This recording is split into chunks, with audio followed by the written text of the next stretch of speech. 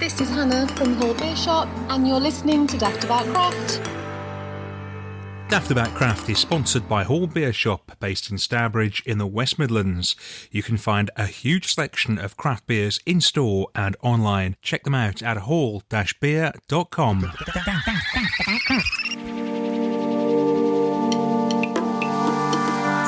A very warm welcome to episode number 21 of Daftaboutcraft, the craft beer podcast. We have a new episode every 3 weeks. It's time for the new one, and your hosts are me, Dave D. And me, Dave B. And I'm in South Staffordshire, for anybody who wondered. And Dave, you are still in Suffolk. I am, although I'm like Ghostbusters, the streams they crossed, didn't they? But we'll get onto that later. Exactly.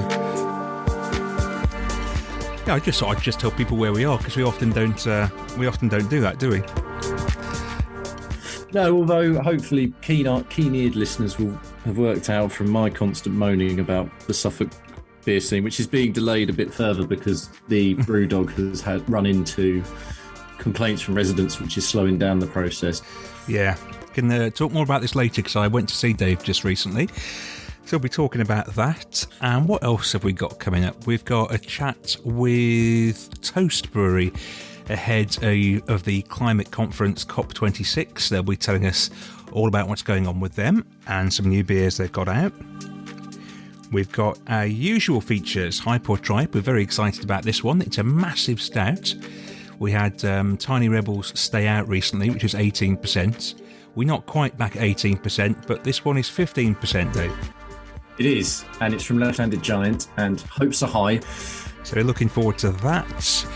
We've got Tried and Tested, our feature where we tell you what we've really enjoyed drinking recently, and we're going to kick it off as usual with our first feature on Daftaboutcraft. It's time for Brew to Me. And we've got a bit of a difference this time, Dave, because we've both got a beer from the same brewery. It was one of those happy coincidences where I knew you were coming down, and I was pretty sure you hadn't had these guys either, so I thought, let's do it together, and maybe you can do it when we're down. That didn't happen. We just started drinking a lot of other things and got chatting, and the night went before we even knew, really, didn't it? We never actually even mentioned it. We got this great intention to do this when we were together, and we sort of forgot. We were too busy drinking whatever we could get our hands on, because we don't get to see each other that much, because we're sort of geographically a couple of 100 miles apart. We met up, we thought, we'll do a bit of recording. We didn't, but what we did do is you gave me these beers. So I've got one now and you've got one, and they are from a brewery in Grimsby called Docks Beers. Yes, they seem very proud to be Grimbarians, which is not a word I knew until looking at their website, but I think that's excellent. But anyway, that's where they are. They're proudly rooted in their sort of dock heritage, hence the name.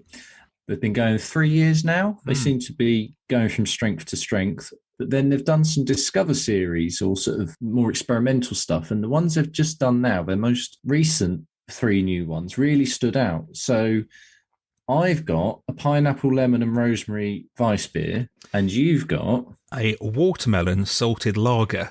And they're part of the Work in Progress series. There's 3 beers in this series. And the other is a Belgian ginger beer, yes, or a ginger Belgian beer. So we're not trying that one, but we're trying 2 of the 3 here. And go on, you can go first, Dave. Well, it's got a really, really fruity nose. It isn't bad haze. It's a wheat beer. I can't see through it, so that's good. It's ever so sweet nose, actually, as well. Definitely get the pineapple, get a little bit of lemon. Don't know about the rosemary. Maybe that's more to taste. The rosemary is more to taste, definitely. That balances out the sweetness with sort of a bit of bitterness. It's 4.8%. I'd say it tastes a little bit stronger than that, actually. You see, mention rosemary in beer, and I'm thinking Sunday dinner with your herbs and what have you. Is it working in that beer? For me, what happens is you drink it and it starts tasting like pineapple, majority pineapple. Then there's a bit of lemon, maybe. The rosemary, I think, just rounds it off a bit and makes it that bit bitter. I'm just looking to see if there's any sort of tasty notes and what. Okay, so it's hopped with Eldorado, Simcoe, Mosaic. So actually, perhaps it's as much as there's a little bit of rosemary doing it, it's maybe more Simcoe and Mosaic, I'm guessing, to help with it.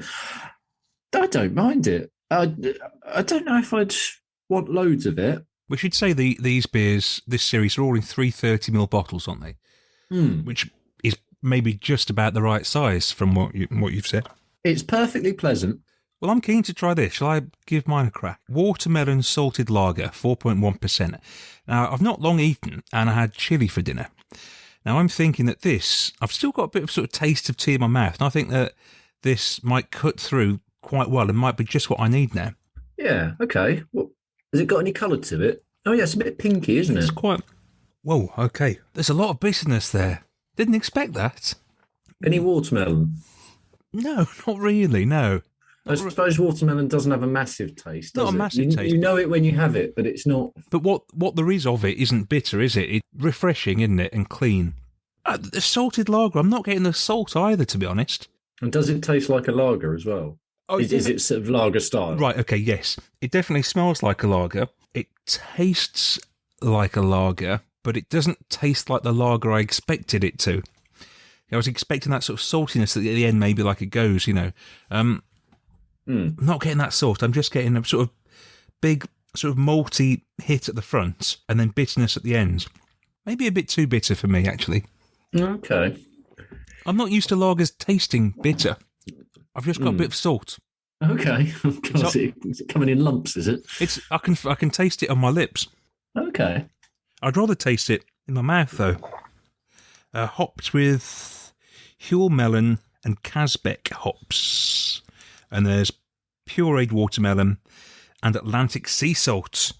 Maybe the salt got a bit lost on the way from the Atlantic. It's there very sparsely if it's just on my lips and not in my mouth. Okay. You might like this. It might be right up your street, but there's a lot of bitterness there, which I didn't expect. I expected a sort of more rounded and balanced beer with maybe a hint of sweetness and a hint of saltiness, not that bitterness. But it's all down to personal opinions, isn't it? True. The more I've not got masses of this left because it's going down okay, but it is a bit sweet shoppy. I know I said that initial bit of bitterness was coming through. That's sort of died off now, and it's a little bit sweet, a little bit not sickly, but when you get it and it's just that sort of sticky sweet. It's a bit like that. Sounds like I could do with pouring a bit of yours into mine and giving them a swish around, sweeten mine up a bit. Well, Casbeck and Huell melon would be both on the bitter end of the scale, so I guess if they've put them together, you've just got quite double hit of bitterness. I've had both of those before. I don't recall getting that big a bitter hit. On the fence with these, aren't we? We've both got the set of 3, so I'll be interested to try the one that you've just had and the ginger one as well. And it'd be interesting to see what you make of this one that I've had. Yeah, likewise. But that's the beauty. That's the beauty, though, of this feature. We never know what we're going to get. The whole point is it's a brew we haven't tried before. I'm looking forward to seeing what else they can do. They've got a tap room, as most good places do, and it looks really good because I believe it's in a converted church. So if I am ever up Grimsby Way, I would seek it out. You're listening to Dave B and Dave D on Daftaboutcraft. So it's time to welcome a guest onto the podcast now. And when we were at Brew London a few months ago, we popped in to visit the toast stand. Well, actually, my wife did, Lisa did, and she dragged me over because she's fond of a low ABV beer when she can find one. And Toast had got a few low alcohol beers. So we got chatting to Rob on the stand there, and their chief toaster, Rob, joins us now on the podcast. How you doing, Rob? Yeah, great, thanks. Thank you so much for having me. It's all right. It's an absolute pleasure. We loved your beers when we tried them. There was a raspberry sour, which was 0.5%, which was just awesome. Yeah, that's the one I'm actually I've just cracked into tonight because I've had a bit of a boozy weekend, and so as we're recording this one on a Tuesday evening, I thought I should probably be a bit more sensible, and so I'm on the 0.5 tonight. Yeah, it's lovely, lush, sour, a bit tart. Raspberries. It's got a shed load of wonky raspberries in it that would have otherwise gone to waste. Delicious. And yeah, you've just sort of touched on it there, the wonky raspberries. Do you want to extend that theme and tell people what Toast is all about? Yeah, sure. We're a mission-driven craft beer brand, so we brew our delicious beers using surplus bread, yesterday's bread from bakeries, bread that would otherwise go to waste, to replace about 1/3 of the malted barley that you'd normally use in the brewing process.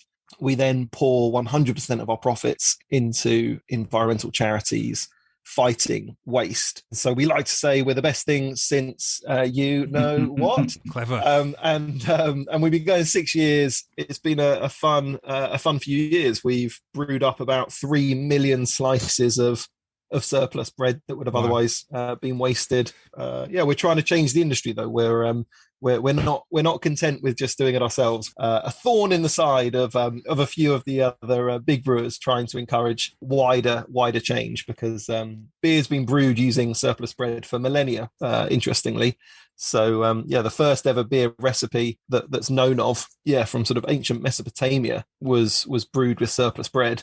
And we're basically just bringing that back into the norm, not for all the grist, but just for some of the grist. So do you see a time when other breweries start doing this as well, or do you think it will just be you ploughing your lone furrow there? I think when we first started, we thought we'll be bigger than Heineken one day, right? So we don't need the world to change. We'll just be the dominant brand.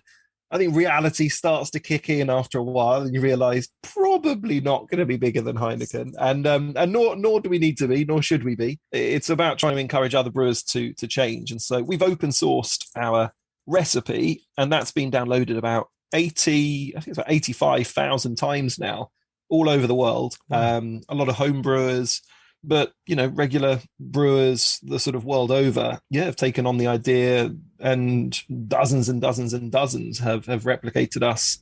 We get emails almost every week from every corner of the earth with people asking us for advice to start brewing using surplus bread. It's just a no-brainer.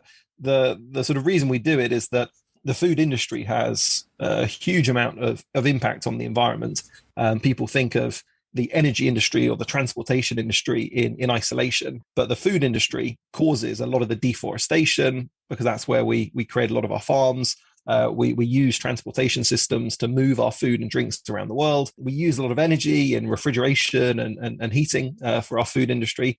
But a third of all food that we produce in the world is wasted. And the biggest food waste of them all is the humble loaf of bread. So 44% of all bread. Sorry, I'm just bombarding you with stats. It's great. We love facts. But 44% of all bread that's baked in the UK is wasted. It's the biggest food waste. And when you can turn it into delicious beer and get wasted on waste, how many times have you said that? I like that. Yeah, exactly. Yeah, well, we need to quickly follow it up by saying bread shouldn't be wasted, and neither should you. So but that's kind of the hope, is that others will follow suit, because it's a no-brainer. For people who've come across your beers in supermarkets, and you've got your sort of core ranges in supermarkets, they might have tried one of your beers. They might not have tried one of your more recent beers. We're both drinking one of the Rise Up beers at the moment. Sure. They bear no comparison to your core range at all, do they? They're very different. And you've teamed up with all sorts of other companies to showcase what they do to make this beer. You're drinking one there yourself now with the raspberries, like you say. Dave, which one have you got? So I've had a couple of the ones already, but tonight I've gone for the Oat Pale. It's really interesting on its own, and then you've sort of reached out, and now you sort of said with the sour wonky raspberries, this Oat Pale surplus organic British oats. Dave, which one have you got? I have got one of the ones I had at Brew London, which was the chocolate stout, and I thought, oh my God, this is amazing. It still is. Just poured it out, tried a bit. It is fantastic. And I see these are actually, if anybody does want to get hold of these are the stout itself is half price on the website at the moment, I think, isn't it? Because it's coming to the end of it's sort of getting to the end of its we hate best before dates because of the whole principle of fighting waste, and it's a beer, it's never really going to go off as such, and especially with a stout, most beers they do lose some of their hoppy flavors. Obviously the beers that we're brewing, that we're not filtering, they are going to lose some of their nose and aroma and flavor as they age. But the stout is kind of bonkers especially because it's so strong as well. Nothing's going to go wrong with that one. But a couple of months away from its shelf life, so we just wanted to make sure that customers had plenty of time. We hate the idea of selling a product right up till the sort of shelf life, and then a customer getting it and feeling a bit hacked off because they might not want to drink it on the day they get it. So we discounted some of those. Our core range which we've always focused on actually like I said, we're 6 years old. I guess for 4 years before COVID, we were hyper focused on this core range of beer: craft lager, session IPA, an English pale ale, and an American pale ale. And 4 beers that really played to different consumers wanting a slightly different beer, but on the whole, very accessible, very mainstream. I was probably a bit inspired by someone like a Camden Town, to be honest, in just having a very slim core range that are very accessible. Because of what we're trying to achieve, because of being very impact focused, the more that's consumed, the more impact that we can have. So rather than necessarily having a smaller range of niche, but far more, I guess, flavoursome beers, we wanted to work on something that was a little bit more of a broad appeal. And then COVID hit, and we did a bit of soul searching and had more time to think than we'd have ever wished. We kind of recognized and remembered, look, the reason we got into this was because we all freaking love our beer. Yes, we want to have the broad appeal and the impact, but we also want to have some fun crafting some really delicious brews that aren't necessarily such a broad appeal, but are just having some fun experimenting with new beers. And yeah, that gave birth to the Rise Up series, where we partnered with different B corporations. So we're something called a B Corp, which means we're certified as putting people, profit, and planet all in equal measure to accredit ourselves as a B corporation. And there's other companies like Tea Pigs, which is a tea company, and we use some of their lemongrass. That's a lovely lager as well. It is 0.5% again as well. It's yeah, brilliant. exactly. So yeah, an alcohol-free craft lager. Yeah, the lemongrass bring this amazing citrus lift to it, and a bitterness as well. It's effectively using the lemongrass a bit like a hop. Yeah, I think it's a really, really good. Obviously, again, I'm going to be biased, but I think it is a really good beer, and just having some fun partnering with another B Corp. And then yeah, the hazy oat pale ale that you've got there that we brewed with Rebel Kitchen, that sort of they sort of came to fame developing oat milk. They were one of the first sort of oat milk companies, and so we thought, well, let's have some fun using oats in a hazy pale ale. But actually, in that one, we used a really lovely British hop called Harlequin. It's an absolute cracker of a British hop that we got from the guys at Charles Fairham. Yeah, there's not that many British hops that pack as much of a flavour punch, I would say, as Harlequin in terms of new world fruity flavors. So yeah, really, really proud of that one, and a hop that we're definitely going to be using a lot more in other beers as well. We've got a big hop contract secured for next year for Harlequin, because it's a good one. So yeah, we've just had some great fun brewing up these different beers over the last few months, all leading up to COP26, the big climate change summit happening. We then have another big project that we're launching as Rise Up comes to an end. This is huge, isn't it? I didn't realise how big this was, but it is massive. Something that made a lot of sense in the midst of lockdown, in sort of dry January, where the beer industry sort of ground to a halt and everyone's trying to figure out what to do next. I was sort of daydreaming with the team what we could do for COP26. It seemed like a good idea. I mean, oh my goodness, what were we thinking? To coordinate 26 breweries, to do 26 collaborations. All would brew their beer using surplus bread. We'd raise money for charity, raise awareness about climate change. So on paper, great, like lovely idea. In practice, blimey, it's been it's been a bit of a slog, but we've got there. So we just launched it, and some amazing partners on board. Give us a taster of who have we got? Yeah, I mean, it's a bit of an A to Z, to be honest, starting with Adnams and ending in Wildcard, I guess, is the kind of the A to Z. Okay. We didn't quite find it a Z, but no, we've got Northern Monk, we've got Beavertown, we've got Utopian, we've got Brixton, we've got Harbour, got Fine Ales, which are one of my favourite breweries, actually. We had them on our last podcast, and we were really, really pleased with our chat. Yeah. Great guys. Oh, I love it, and just love their beers.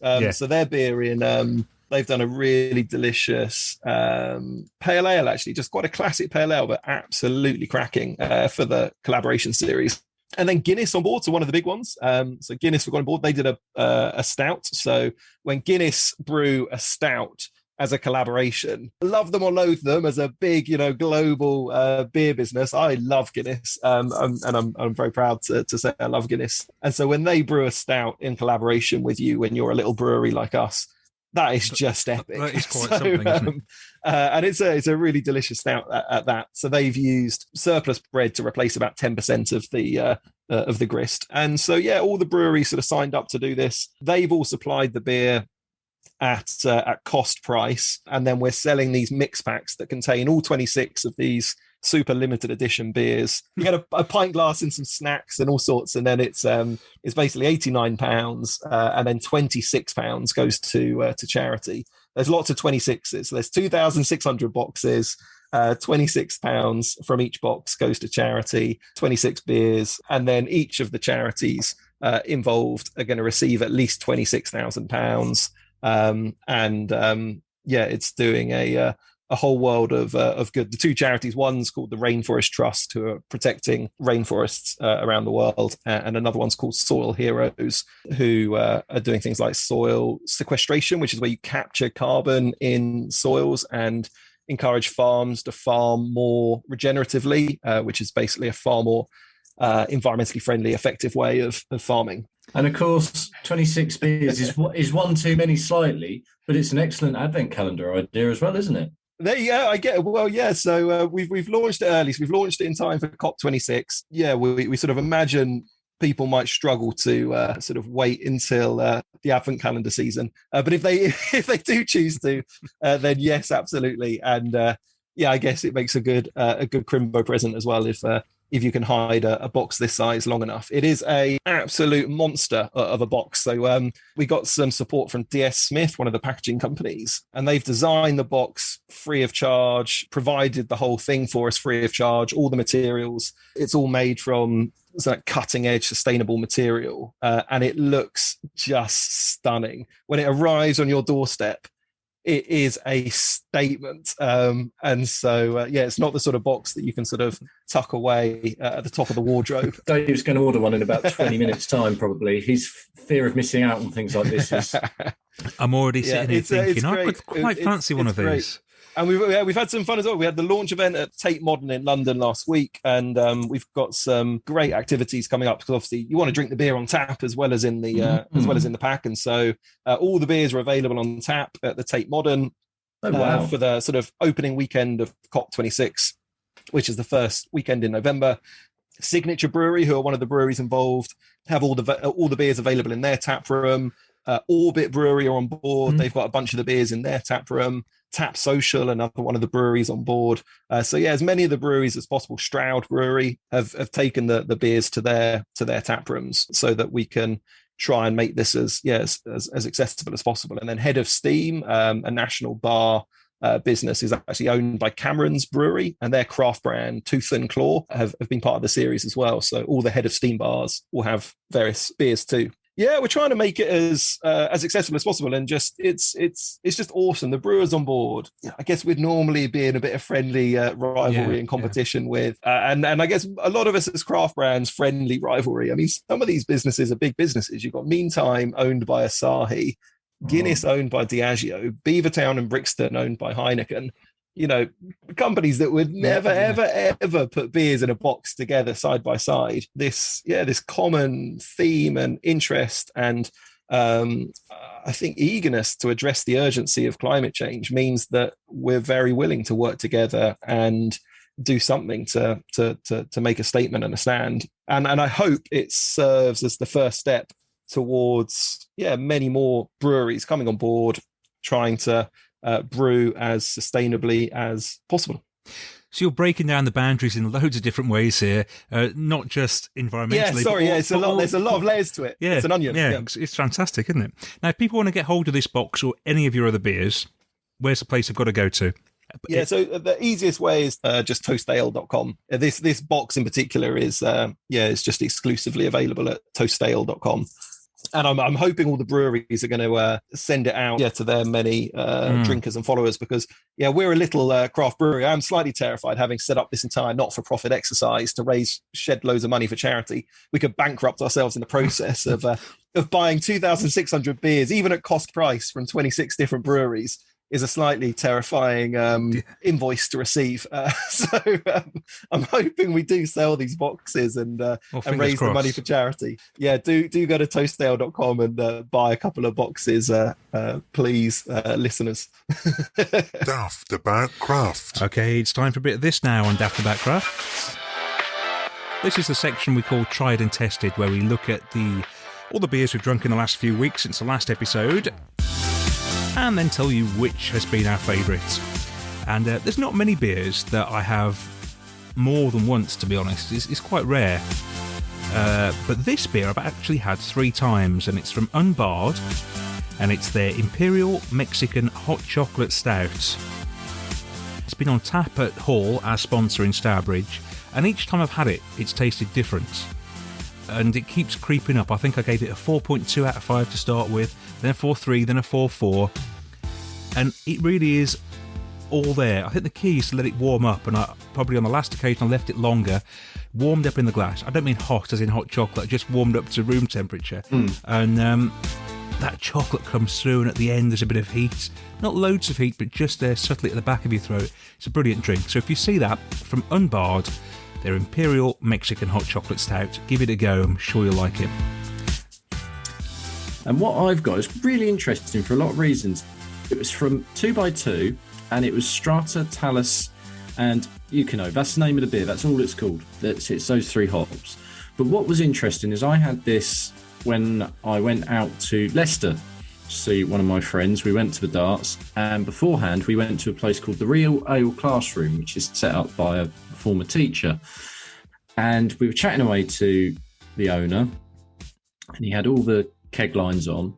There was a couple of casks resting, and obviously liked talking to us. We were enjoying ourselves. So he said, "Oh, hang on a minute, So he tapped the cask right there in front of us. We got the first 2 halves of this off the cask, so it couldn't have been any fresher. And it came out, and it was as thick as you like. It was wonderful colour, and the taste of it was superb. So cask craft out of cask. I haven't had very much of it, but that's made me change my opinion quite a lot, because it was absolutely superb.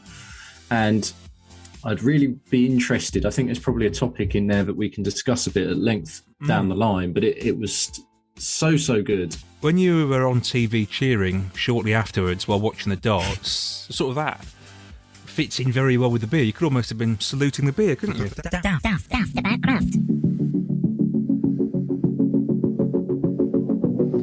So when you hear this music on Daftaboutcraft, you know it's time for our drink along feature that we do on each and every episode.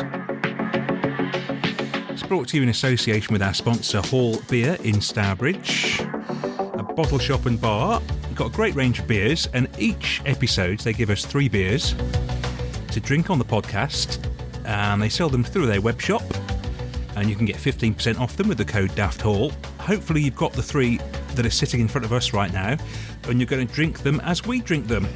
No big hitters this time, Dave. They're all low-ish ABVs, aren't they? I was surprised that there's nothing. We're not even in the 6s. No. We've got a 3.9, a 5.5, and a 5.2. So it's weirdly the trio I'm most excited about, and I'm always looking forward to when we do this. But there's one beer in particular which I'm really excited about, and I really hope it's good. But I'm really sort of intrigued about these beers for different reasons. Yeah, it just goes to show that you don't need a massive ABV, a killer alcohol content to have intriguing looking beers and decent beers, do you? I think what we should do here is we should go up in terms of ABV, so start at the lower end, which is one from Dingbats. And I've got to say, this could easily have been on our Brew to Me feature, because I've never had Dingbats, which is hold my head in shame in time, because they're not too far from me in Solihull. And we've got their Session Pale Ale called Halo, 3.9%. Let's get it open. And it is called Halo because circles of light form around the heads of people who drink Halo, apparently. Oh, good. There's no clue on what hops are involved. Oh, we can play the hop game then. We can play the hop game. I've played the hop game more recently. I always, I sometimes play it against you. I never win.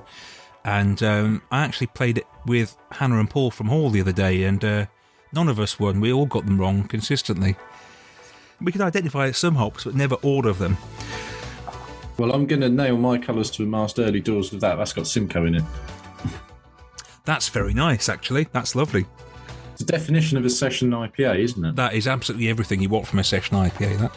We'll get on to them a bit more in due course, but the biggest compliment I think I can give that is it reminds me a little bit of Birdie from Copper Beach. I think Birdie from Copper Beach has got more body to it. Yes. And is now a bit fruitier as well. Mm. Yeah, perhaps maybe version 1. Yeah. That's a finish. And we should talk about Copper Beach's Birdie, actually, shouldn't we?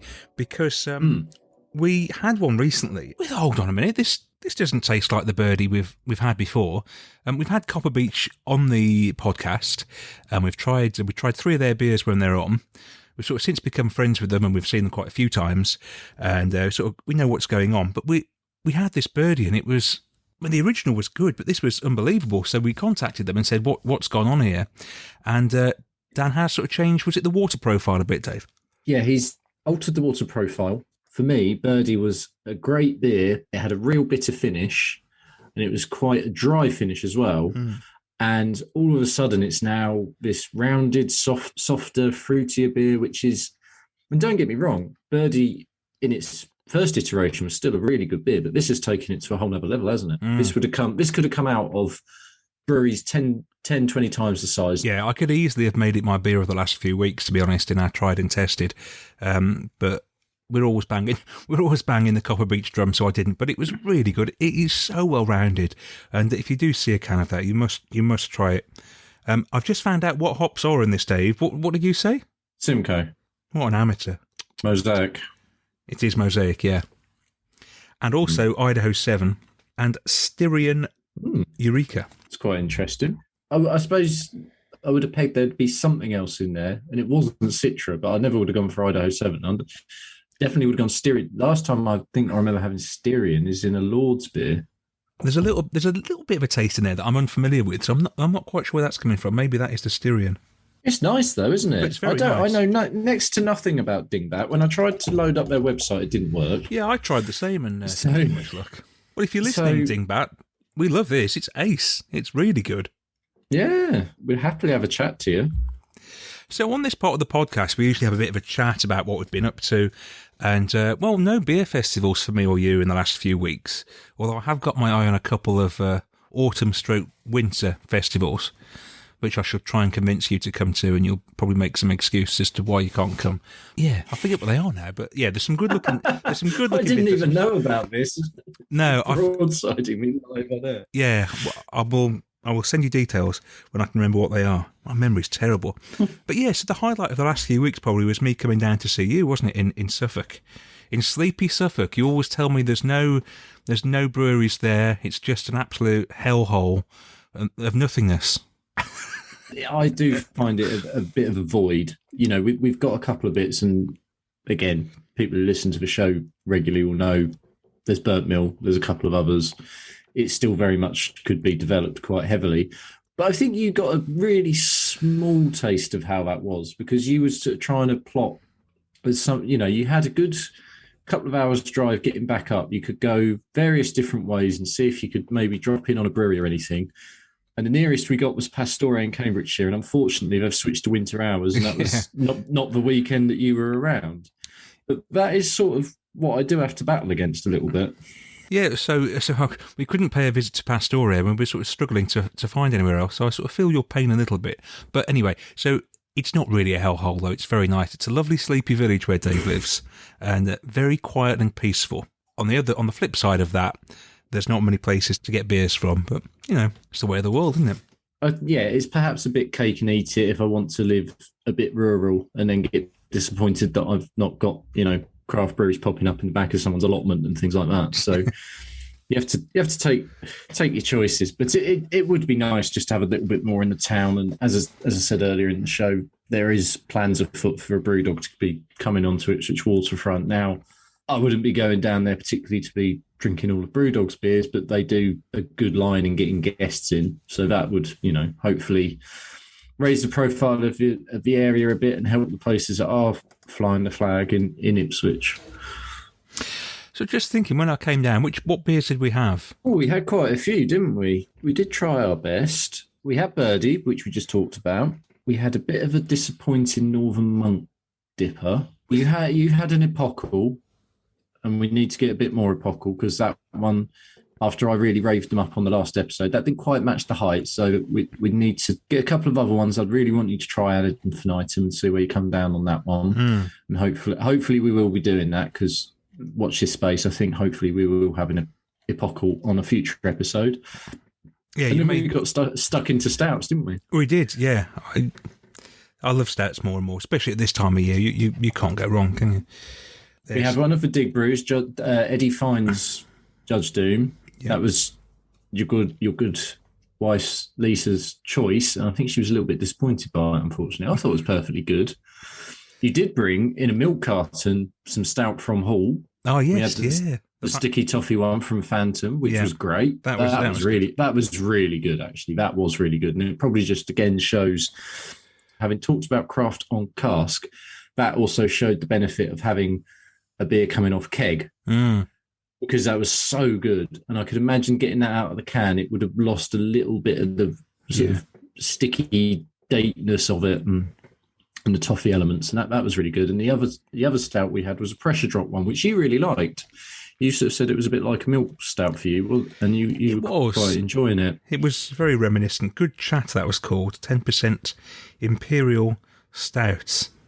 For me, it was a massive milk stout for me. Tasted every inch of milk stout, but it was very good.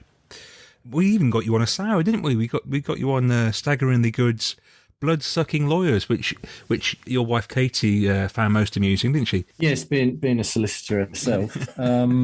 Yeah, I didn't mind that.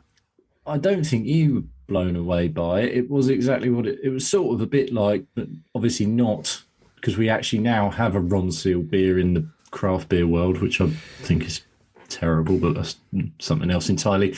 But it was a Ronseal beer in that it promised to be a blood orange sour, and it was. It was a blood orange sour, wasn't it? I mean, you couldn't fault it in that sense, but I didn't sort of think it was blowing any doors off. The trouble is with Staggeringly Good, after their Wrecker series, and cans frothing over with fruity goodness. Yeah. You just expect every one of their beers to be like that now, don't you? And they're not going to be. Talking of Ronseal from Northern Monk, we touched on a disappointing dipper that we had from Northern Monk, and me and you have talked about this quite a bit recently, haven't we? About the way that maybe Northern Monk are going, and it all seems to be getting a little bit gimmicky, doesn't it? There was the Ronseal ones, the Best Bitter and the Saison, and there was the crisps ones, the Seabrook crisps ones, the prawn cocktail, which was absolutely foul. But I did have the cheese and onion the other day as well, which I've been putting off for a long time. It was definitely better than the prawn cocktail one, but it's still, really, do you want beer with onions in it? I just think it's a little bit gimmicky. And they had the roly-poly one and the Yorkshire pudding one. I can see what they're doing, but I just wonder if it's necessary. I suppose it makes sense from a marketing point of view and trying to tap into new audiences. But I mean, is there many people that are going out to buy Ronseal that are then thinking, oh, you know what, I really need a brown ale in collaboration with Northern Monk? I don't. It's not for me. I sort of think if you do one and there's a really good sort of idea behind it, and it's not just, and you can do one that's a bit of fun, as a bit of a one-off and things like that. I get that, but as you say, there just seems to be sort of a trend towards what can we do, which sort of generates some headlines and gets us elsewhere, which is sensible on the one hand, but on the other hand, it leaves me a bit cold, and especially when the beers aren't particularly much cop. I think also, without really piling on, I personally, I slightly think they're taking their eye off the ball with their other stuff. I used to get so excited about Patrons Project beers because the first lot I had of those, 3 years ago were incredible. The Equilibrium one, the Vortex one, that sort of series with Tank Petrol. artwork.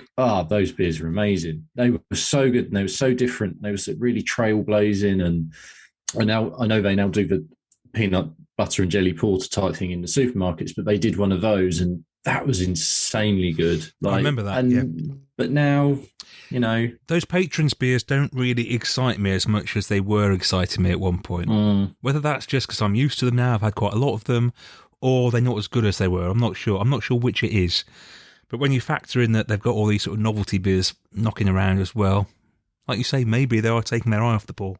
They can probably afford to, can't they? Well, this is true. I mean, I suppose they've earned the right to experiment a bit, but those patrons beers in particular, they used to be. It felt like they were really pushing the boundaries of where the scene was, and they were sort of really at the front, leading the charge. And now, for me, they're falling back in the pack. And with that, why don't we get on to our second beer? This is the one that I've been excited about since knowing we were doing it. So we should explain to the listeners how this works with the beers.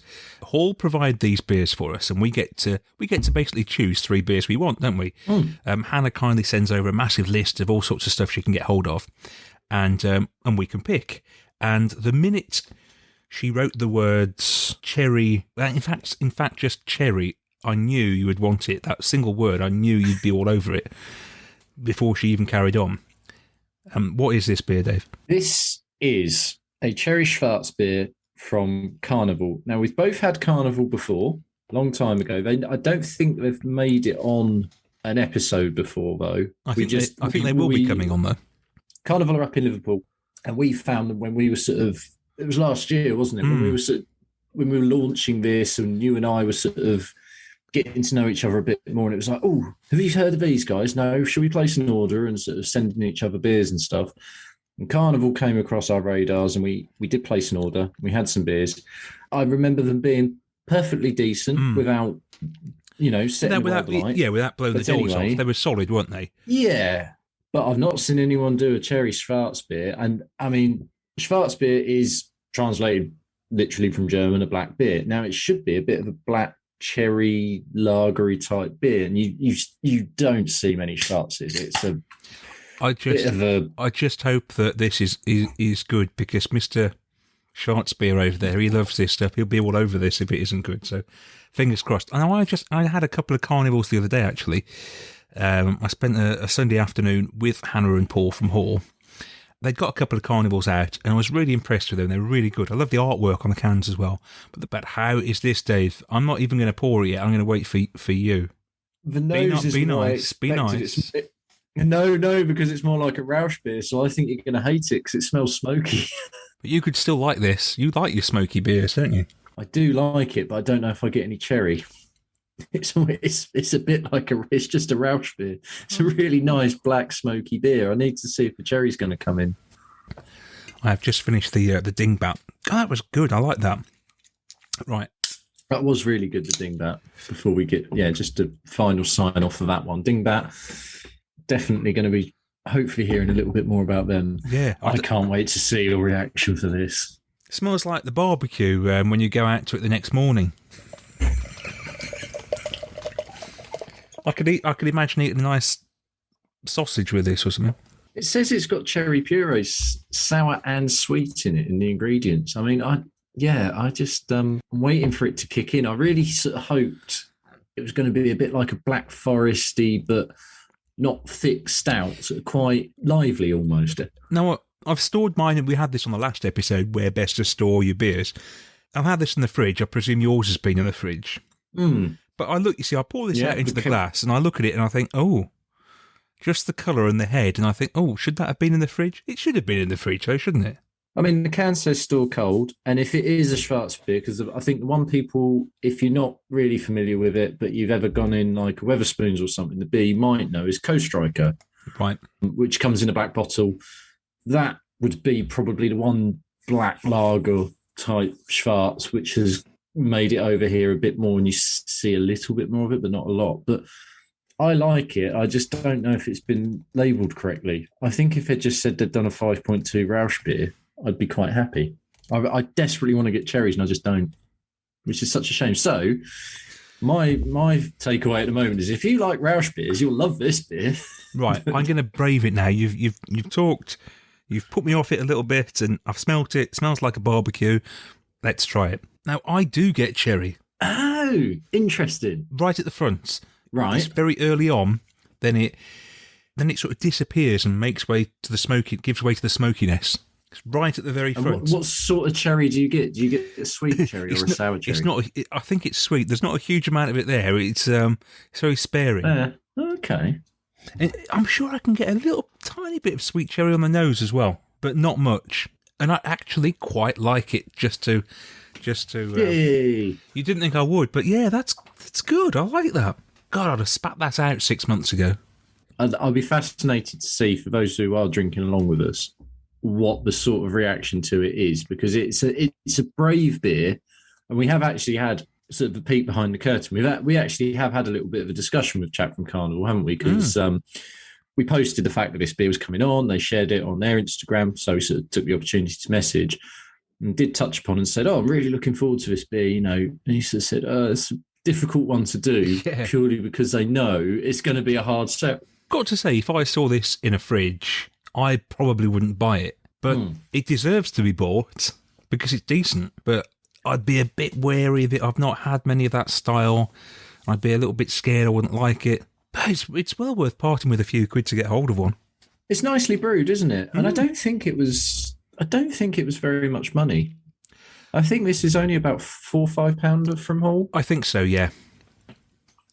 I just get the impression that from when we first had Carnival during whichever lockdown it was last year, and now having had this and a couple of cans the other day, I think they've maybe stepped up a level. I'm probably still not at the level of cherry you're getting, but I'm just getting that little hint of it. I mean, it's not. It's not. There's not heaps of it there, but I can just detect some. No. But then I'll be fascinated to ask what the sort of ratio of how much went in. I'm not a massive fan of cherries in beer anyway, to be honest, so it probably quite suits me that it's not too dominant. Oh, I like that. It's not quite what I had in my head and my mind's eye of how it would be, but that doesn't mean it's been disappointing anyway. I really like this. One of the great things about doing this podcast with you is that, you know, it's opened our eyes to and made us sample so many different styles of beers that maybe we would have avoided before, you know. Then you suddenly realise, yeah, I do like this. It's good. And if I saw another Sharts beer around, I'd probably try it, you know. So that is the beauty of it, and we are sort of indebted to, as you say, Hannah providing those lists, because we get a bit of free reign to actually find this thing. Because if you gave us a choice, or you didn't give us a choice, what would we do? We'd probably each time there'd be a pale, some sort of sour, and a sour. There'd be a dry hopped pale for me, a sour for you, and then a stout that we'd both probably go, oh, we quite like the flavour profile of that. Let's give it a go. But there's only so much you can find out and learn doing that. Yeah. So it's really nice to push these stars. I mean, if I can get a Belgian triple in or something at some point, I'll know of one. The same as if a sour IPA makes another appearance after the success that Vault City was last time.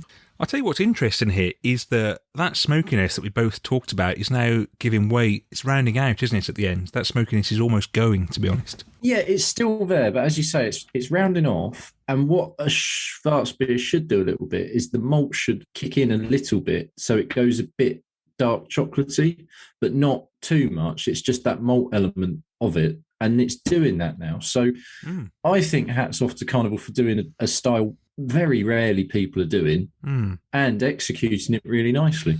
By the very nature of this beer, it's not going to be a big seller, but they seem to push themselves a little bit by getting this out there. It's work. That's a winner. I like it.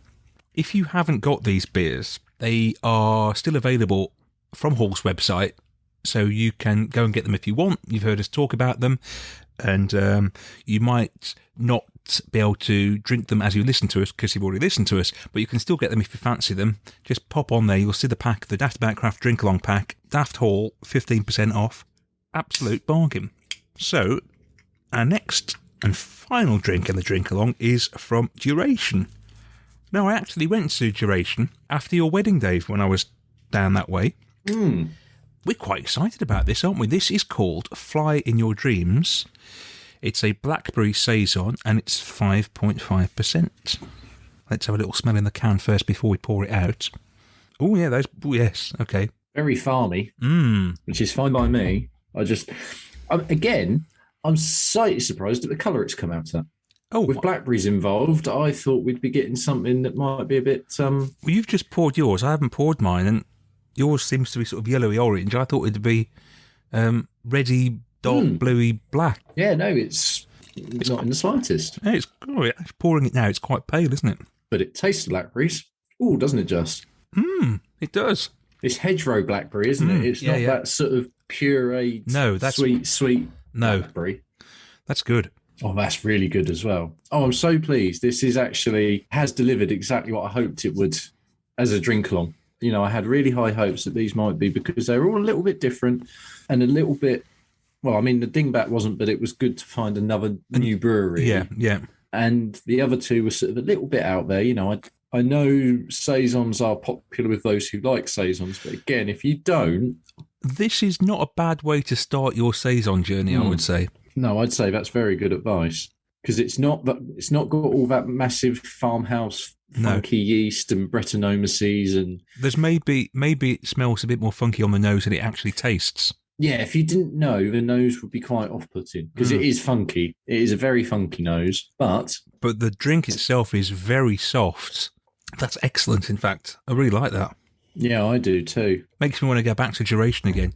You know, when we went to Duration, one of the things that I remember was that there was a food outlet there. There were, a lot of craft taps have visiting food outlets, but also there was an ice cream outlet as well.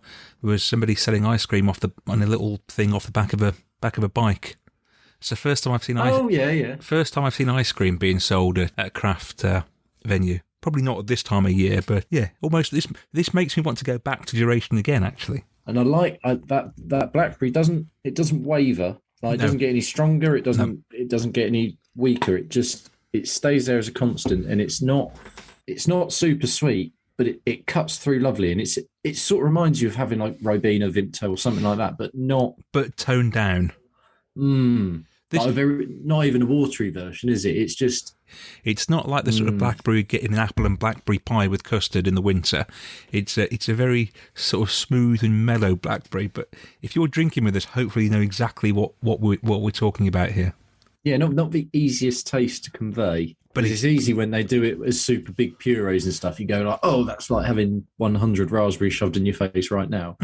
But that wouldn't have surprised me if it had come from somewhere like, although it probably would have been a bit funkier, Little Earth Project or something like that. It's in there, but as you say, if you wanted to graduate to that type of thing, the wild beer stuff, they're really out there, wild ones. This is the way to start, isn't it? This is the ground floor. And then if you like this kind of thing, you can start finding out who does what with other saisons and things like that. You can start taking it up a notch. I would recommend anybody. I would recommend if you've never had a saison, get hold of this. It is excellent. So 3 wonderful beers there, which hopefully you've enjoyed drinking with us. We sort of went into this with high expectations. 3 quite different beers.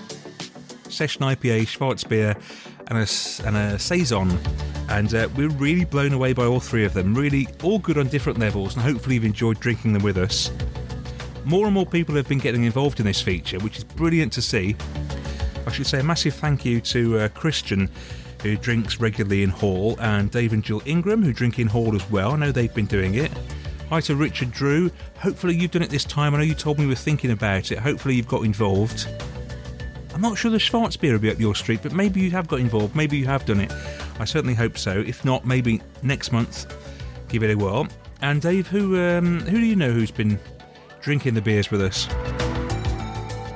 I have managed to coerce in Stuart Donovan, who will hopefully enjoy these. They're a bit out of his remit. He's a stout man like yourself. And Pete Scargill, who probably will try and swap me these beers for a horse.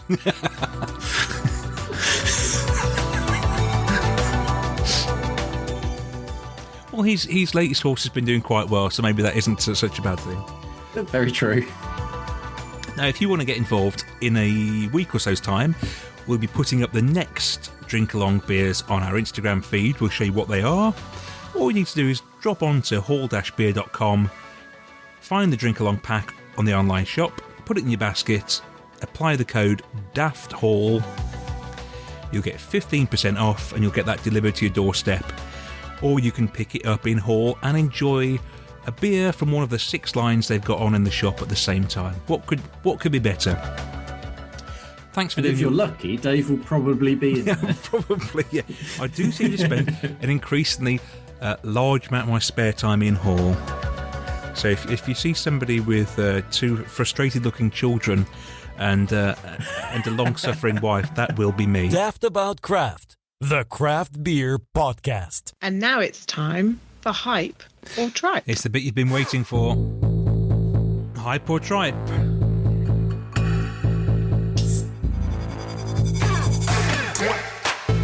Massive can of beer at the ready in Suffolk and in Staffordshire.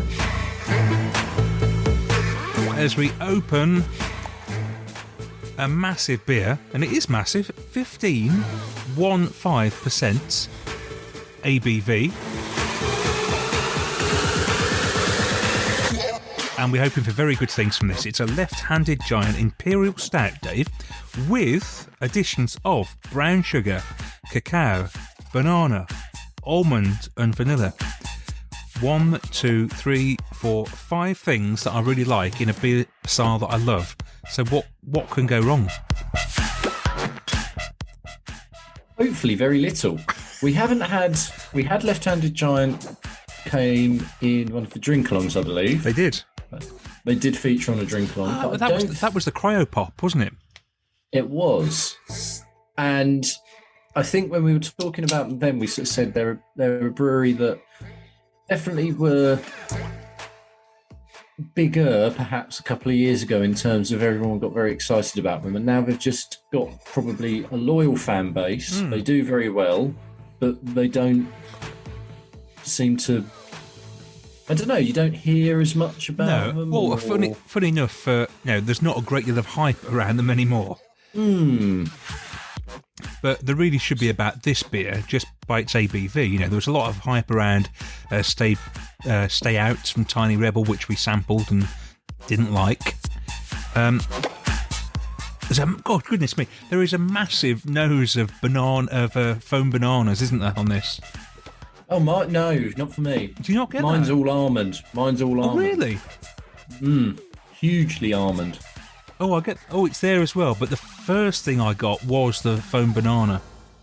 Sort of almonds when they're sugared or candied almonds or anything like that.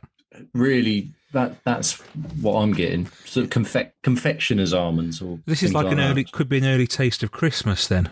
I tell you what, the head, when I poured this out, it was a lovely sort of frothy, foamy head, but that has gone to nothing, and it looks very thin in the glass.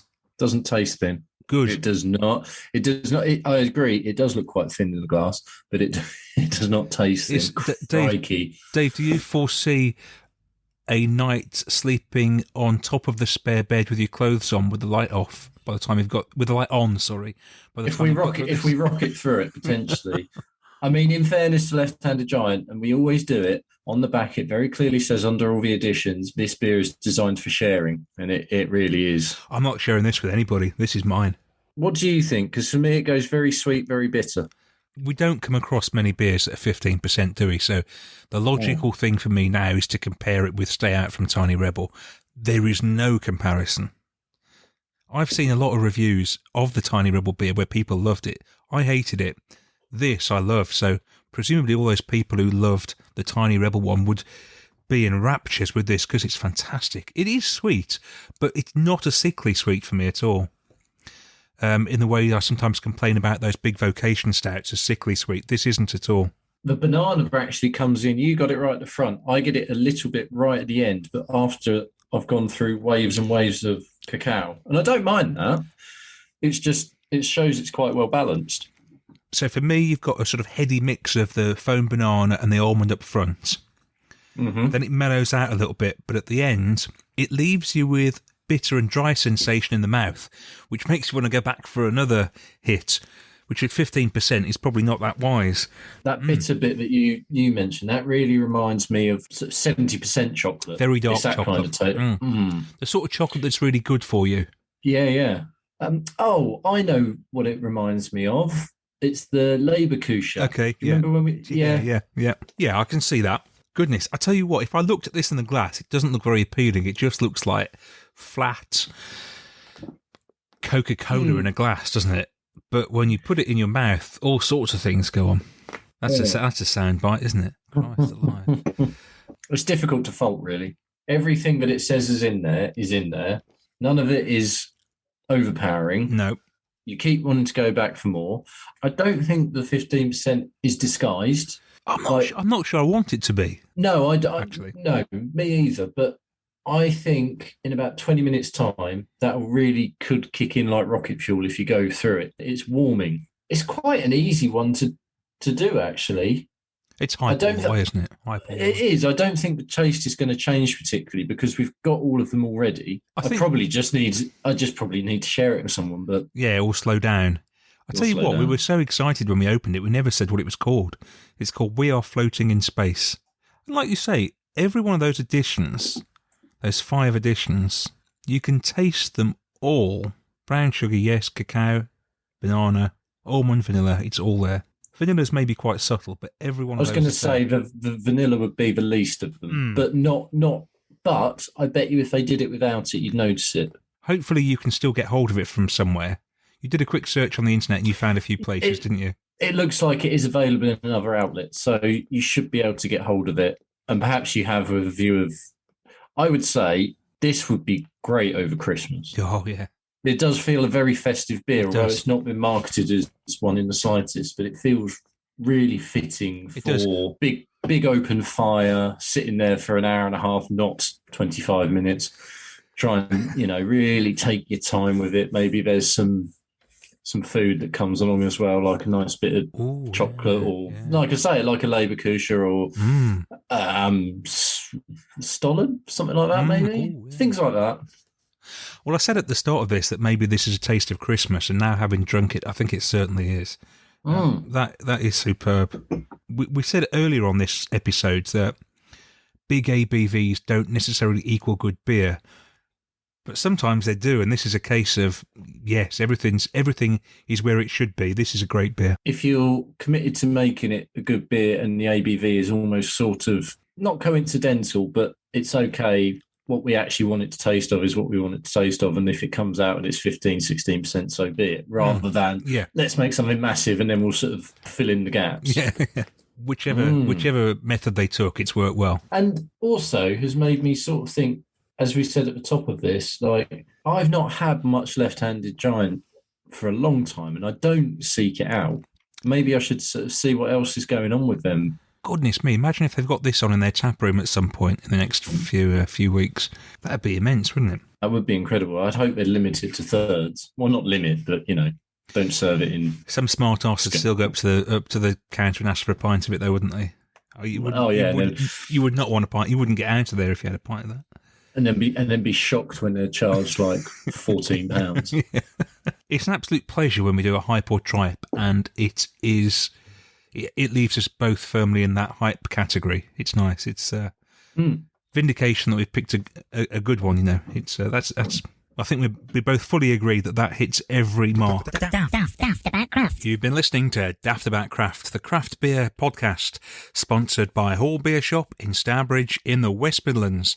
Check them out at hall-beer.com. Daftaboutcraft, the craft beer podcast.